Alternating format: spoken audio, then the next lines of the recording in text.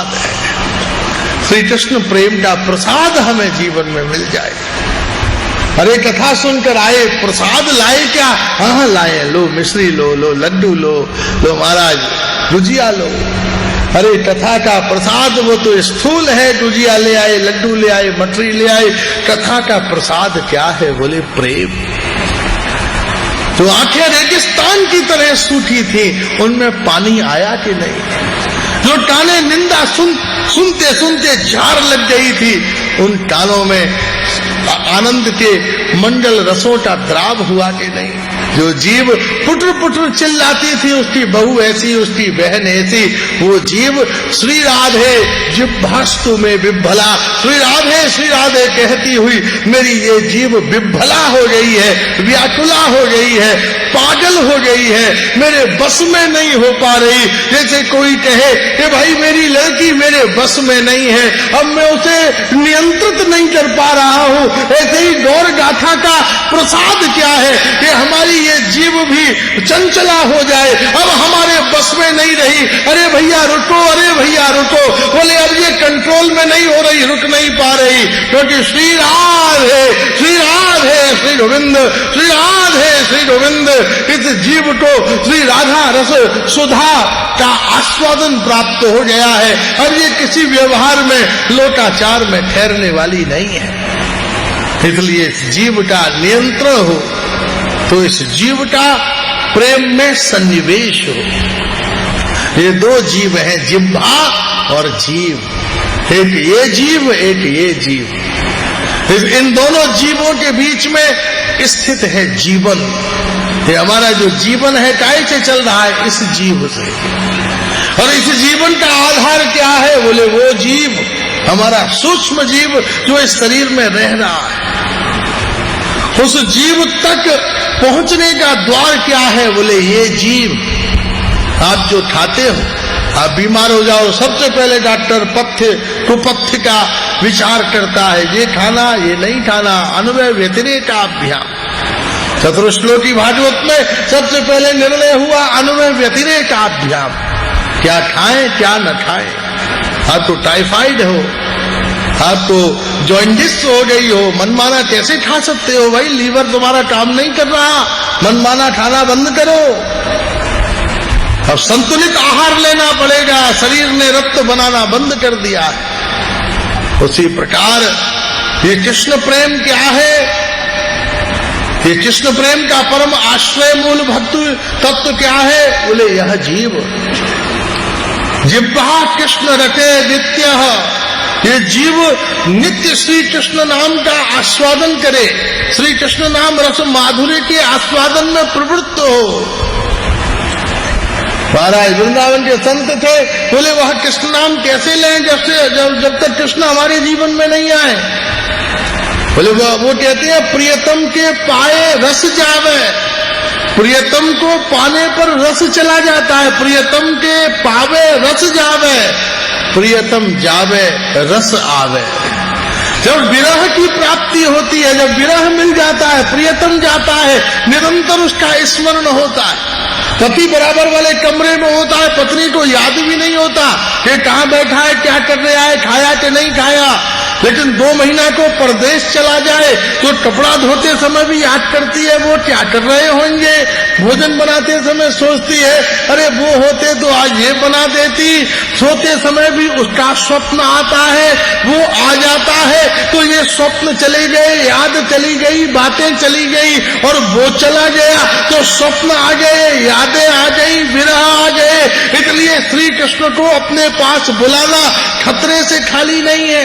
जो कृष्ण 24 घंटे बेचारे एक मुद्रा में खड़े हुए हैं, उन्हें निभाना बड़ा मुश्किल काम है। जो पहना दो पहन लेते हैं और अगर वो नाचते गाते आ गए तो तुम क्या सोच रहे हो उनके नाच और अंदाज तुम उठा पाओगे? तुम्हें साइज ही नहीं मिलेगा। 100 साल में तुम ठाकुर का एक पजामा नहीं बना सकते, क्योंकि वो कभी वामन होते हैं, कभी त्रिविक्रम होते हैं, कभी कृष्ण होते हैं, कभी गिरिराज होते हैं, कभी रास राशेश्वर होते हैं, कभी नीलमणि होते हैं। राधा रमन जी का नाप ले आए और बाके बिहारी जी आ गए तो पजामा मोजा बन जाएगा, वो पजामा को मोजा हो जाएगा और बाके पोशाक ले आए और राधा रमन जी आ गए तो महाराज पजामा फिर नाइट गाउन बन जाएगा, दोनों एक दूसरे को पहन नहीं सकते। इसलिए अपनी औकात पहचानो, कृष्ण को बुलाने की हिम्मत भी न करना, क्योंकि न उन्हें पहनाने के पास तुम्हारे पास कपड़ा है, न खिलाने के लिए भोजन है, न बैठाने के लिए मंदिर है, न नचाने के लिए वाद्य है। इसलिए श्री कृष्ण राधा रानी के बगल में खड़े हुए हैं, इसलिए तुम्हारे कंट्रोल में है। नहीं तो प्रिया मुक्त कृष्ण विरहिता चंचला, श्री राधा रानी के विरहित कृष्ण इतने चंचल हैं कि मैया यशोदा के बस में नहीं आते, नंद महाराज के बस में नहीं आते। इसलिए प्रिया पार्श्व में खड़े स्थिर श्री कृष्ण की उपासना करते हुए अपने कृष्ण प्रेम के उस विरह का आस्वादन करो। अगर कृष्ण विरह जीवन में मिल गया तो निश्चित रूप से एक दिन जब तुम श्री राधे कहकर उनके चरणों में गिरोगे तब राधा रानी स्वयं ही श्री कृष्ण को पकड़कर तुम्हारे हृदय में प्रदान कर देगी। इसलिए श्री कृष्ण के नाज और अंदाज उठाना, श्री कृष्ण की अदाओं को उठाना, श्री कृष्ण के व्यवहार को उठाना तुम्हारे लिए संभव नहीं है। एक छोटा सा बच्चा 2 साल तुमने उसे पाला तो भी मैया जिंदगी भर सुनाती है। 80 साल में भी अच्छा मुंह से टेढ़ो बोल रहा हो, मैंने तो गोदी में खिलाया है 2 साल 3 साल, और श्री कृष्ण को तो रोज ही खिलाना पड़ेगा।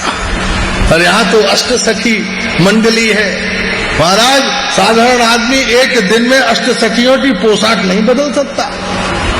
रमेश गुप्ता जी जानते हैं, अशोक गुप्ता जी जानते हैं श्रृंगार की बारीकी को। महाराज वास्तव में ठाकुर की सेवा, राधा रमन जी को एक पजामा पहनाना महाराज नाक में दम हो जाए।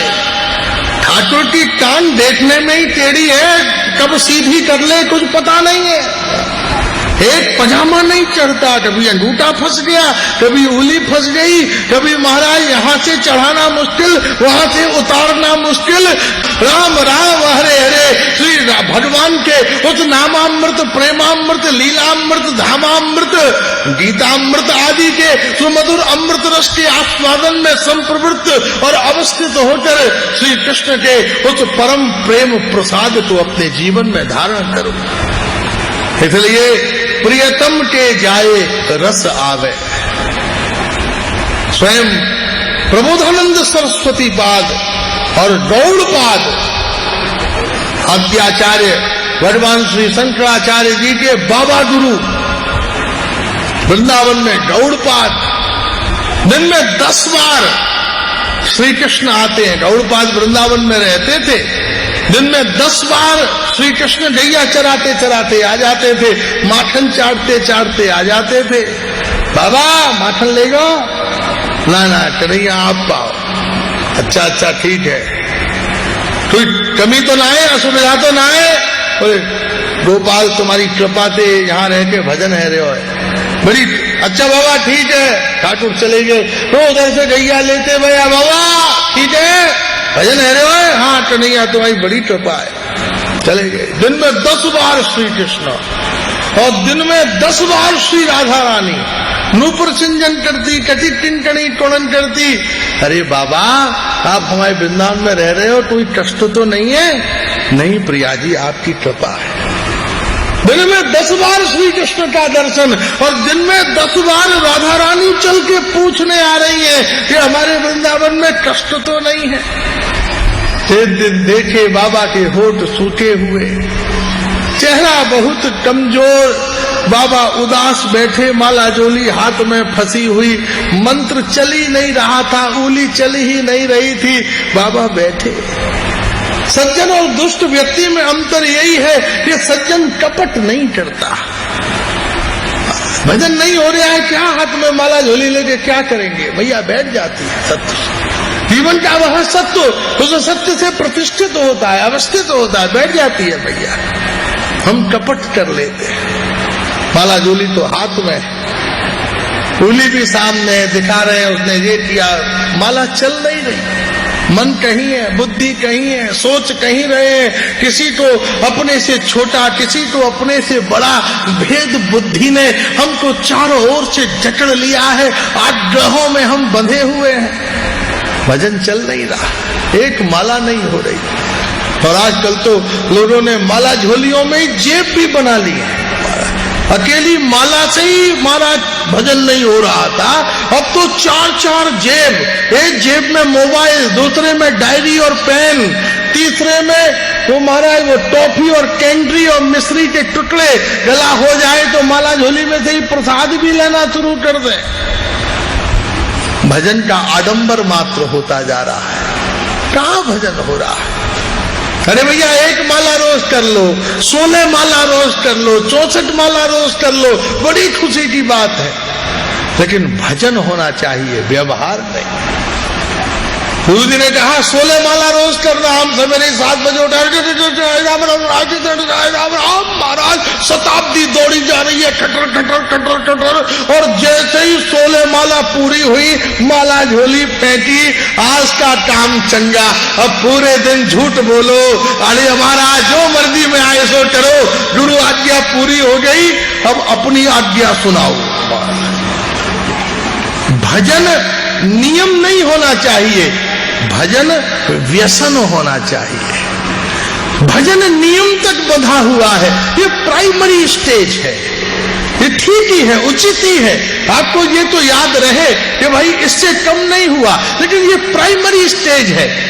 लेकिन भक्ति का परम चरम स्वरूप क्या है कि जब भजन नियम न हो, जब भजन व्यसन हो जाए, जब आप भजन में डूब जाओगे तो किसे याद रहेगा कि दाना सरकाना है? जब आप डूब जाओगे, निमग्न हो जाओगे, दोनों किनारे तब तक दिखाई देते हैं जब तक गंगा में गोता नहीं लगता, और जब तुमने गोता लगा लिया तो न ये किनारा दिखता है न वो किनारा दिखता है। ऐसे ही भजन की माला झोली में जिस दिन कृष्ण नाम में तुमने गोता लगा लिया, उस दिन न जन्म दिखता है, न मरण दिखता है, न अपना दिखता है, न पराया दिखता है। जहां नजर उठती है केवल बंसी बजाता वही वो नजर आता है, वही दिखता है। इसलिए वास्तव में जीवन का जो सत्व है, आनंद है, श्रेय है। बाबा बैठे हुए थे, माला झोली हाथ में फंसी भई, होठ सूखे हुए। प्रिया जी पधारी, बाबा आज बड़े उदास और निरुत्साहित लग रहे हो, क्या बात है? बोले प्रिया जी, मेरे मन में एक जिज्ञासा पैदा हो गई है, मैं उसका समाधान नहीं ढूंढ पा रहा। कैसी जिज्ञासा? बोले मेरे अंदर ये जिज्ञासा पैदा हो गई है, मैं ये जानना चाहता हूं मेरा भाग्योदय कब होगा। प्रिया जी के तो आश्चर्य की सीमा न रही। प्रिया जी ने दांतों तले उंगली दबा ली, इससे बड़ी विडंबना तो मैंने आज तक नहीं देखी। इंद्र को मेरा दर्शन नहीं, ब्रह्मा को मेरा दर्शन नहीं, बड़े बड़े देवर्षि राजर्षि ब्रह्मर्षि तड़पते हैं वृंदावन के एक क्षण वास के लिए, और तुम यहां रह रहे हो। और दिन में 10 बार स्वयं श्री कृष्ण चलकर आकर तुमसे पूछ रहे हैं कि हमें बताओ कोई असुविधा तो नहीं है, और दिन में 10 बार चल के स्वयं आकर मैं पूछ रही हूं वृंदावन का वास, और दिन में 10 बार राधा कृष्ण का दर्शन। इसके बाद भी तुम्हारी बुद्धि में कौन से सौभाग्य की कल्पना है? इससे बड़ा सौभाग्य और कौन सा हो सकता है? बोले नहीं, मैं जानना चाहता हूं कि मेरा सौभाग्योदय क्या है, मेरा सौभाग्योदय कब होगा। बोले बाबा बताओ तो सही, इससे भी बड़ा क्या सौभाग्य हो सकता है? बोले प्रिया जी, मैं अपने को बड़ा दुर्भागा और पतित मान रहा हूं, क्योंकि जब भी मैं कृष्ण नाम लेता हूं, हरे कहता हूं, तुम दौड़कर आ जाती हो, और महाराज जैसे ही मैं कृष्ण कहता हूं, श्याम सुंदर दौड़कर आ जाते हैं। मैं रोना चाहता हूं, चिल्लाना चाहता हूं, तड़पना चाहता हूं, दूध में जैसे ही उबाल आया, 1 लोटा पानी डाल दिया, तुरंत झाग से बैठ जाते हैं। मैं रोना और चिल्लाना और तड़पना चाहता हूं, और तुम दोनों मुझे रोने और तड़पने और चिल्लाने नहीं देते। जैसे ही मेरे अंदर विरह होता है, कोई कृष्ण आ जाते हैं, क्यों बाबा? मैं बिल्कुल ठंडा पड़ जाता हूं। अरे बाबा मुझे चैन लेने दो, जाओ यहाँ से, गैया चराओ, कोई काम नहीं है क्या? मेरे ही पीछे पड़े हो। और मैं जैसे ही रोना चाहता हूं, तुरंत रुंझुन रुंझुन करती आप आ जाती हो। मैं अपने को बड़ा पापी समझता हूं, क्योंकि जब कृष्ण मेरे पास आते हैं तो आपको उनका विरह होता है। मैं सोचता हूं मैं कितना अपराधी हूं, मेरे कारण श्री कृष्ण का विरह प्रिया जी को हो रहा है। प्रिया प्रियतम मुझ बूढ़े के लिए अलग हो गए। महाराज, नव वधू हो और बूढ़ी साथ रात भर खांस खांस कर उसे अपने पास ही बैठाए रखे तो उससे बड़ी कठोर कोई हो सकती है। ऐसे ही राधा रानी को छोड़कर जब तुम मेरे पास आते हो तो मैं धिक्कारता हूं, मेरी कोमल प्रिया को कितना कष्ट हो रहा होगा।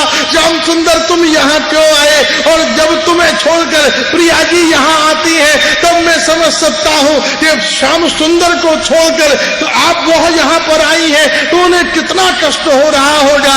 हे गोविंद, मेरा सौभाग्योदय कब होगा कि आप राधा रानी के पास हो, राधा रानी आपके पास हो और मैं वृंदावन की रज में लुंठित होता हुआ श्री राधे श्री गोविंद, श्री राधे श्री गोविंद कहकर जमुना में गोता लगाऊं, वृक्षों का आलिंगन करूं। राधा रमण, राधा वल्लभ, रंगनाथ, बांके बिहारी, राधा गोविंद देव, राधा मदन मोहन, राधा गोकुलानंद, राधा श्याम सुंदर आदि सब संत भक्त वैष्णवों की चरण धूलि में लेटता हुआ श्री राधे कहकर रो रो कर पूरी रात्रि बिताऊं, लेकिन मेरे तड़पने और रोने पर भी हे राधा गोविंद मुझे आपका दर्शन प्राप्त न हो।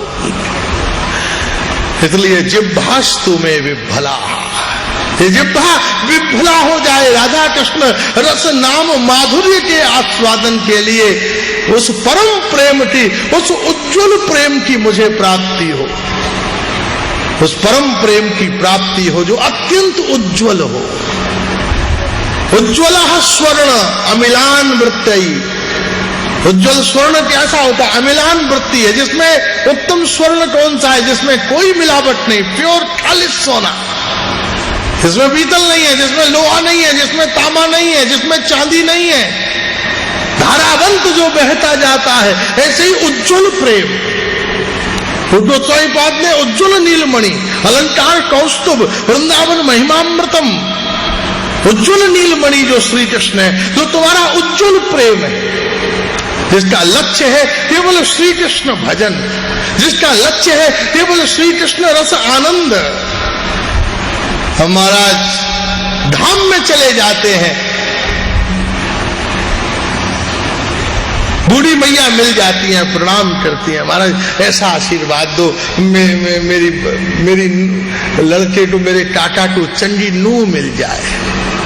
अरे मैया तू पहले अपने लिए तो खोज, वो काका को तो मिल जाएगी, वो लुधियाना में कोई ना कोई बढ़िया ये सब बता देंगे, अच्छे अच्छे सब बता देंगे, कोई बढ़िया नूह। लेकिन तू यहाँ नवद्वीप में आई है, नूह फू छोड़, कृष्ण भजन कर। बूढ़ी बूढ़ी माताएं वृंदावन चली जाती है, वृंदावन चली गई, रात में 10 बजे पूछती है महाराज कहीं एसटीडी है क्या यहाँ पर? अरे तुमको क्या करना है रात में 10 एसटीडी, 90 साल की जो बूढ़िया यहाँ भजन करने आई है, तुझे एसटीडी का?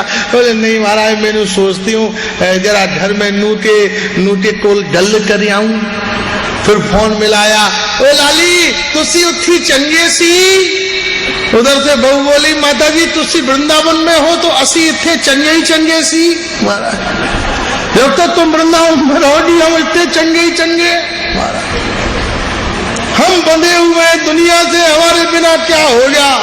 लेकिन सत्य ये है कि हमारे बिना सब मस्त है, हमारे बिना सब कितनी बड़ा पागलपन है। हम सोच रहे हैं हमारे बिना दुनिया विफल है, जबकि सत्य ये है कि हमारे बिना सब मस्त हैं। लेकिन हम सोच रहे हैं कि हमारे बिना कृष्ण मस्त हैं, लेकिन ये गलत फहमी है। जब तुम संसार की ओर होते हो तो कृष्ण दुखी होते हैं, और जब तुम कृष्णोन्मुख होते हो तो कृष्ण प्रसन्न होते हैं। ठाकुर फूल से माला से प्रसन्न नहीं होते। अरे ठाकुर तो नित्य प्रसन्न है, तुम उन्हें क्या प्रसन्न करोगे?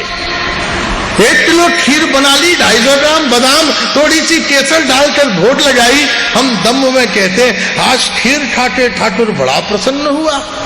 अरे भाई क्यों बदनामी करते हो? ठाकुर क्या भूखा नंगा है जो तुम्हारी खीर से प्रसन्न हुआ? वो भिखारी नहीं है, भिखारियों जैसी बात करते हो। ठाकुर खीर से प्रसन्न नहीं होता, ठाकुर चावल से प्रसन्न नहीं होता, ठाकुर 56 भोज से प्रसन्न नहीं होता। 56 भोज तो दुर्योधन ने भी भोज लगाए थे, ठाकुर ने नजर उठाकर भी नहीं देखा। ठाकुर तुम्हारे द्वारा लाए गए साधनों से प्रसन्न नहीं होता। बोले फिर कृष्ण काहे से प्रसन्न होते हैं? बोले जब तुम श्री कृष्ण के सामने प्रसन्न खड़े हो जाते हो तो तुम्हें देखकर कृष्ण भी प्रसन्न हो जाते हैं। जिस दिन तुम श्री कृष्ण के सामने प्रसन्न खड़े हो जाओ कि हे गोपाल मुझे तुम्हारे अलावा कुछ नहीं चाहिए, उस दिन कृष्ण प्रसन्न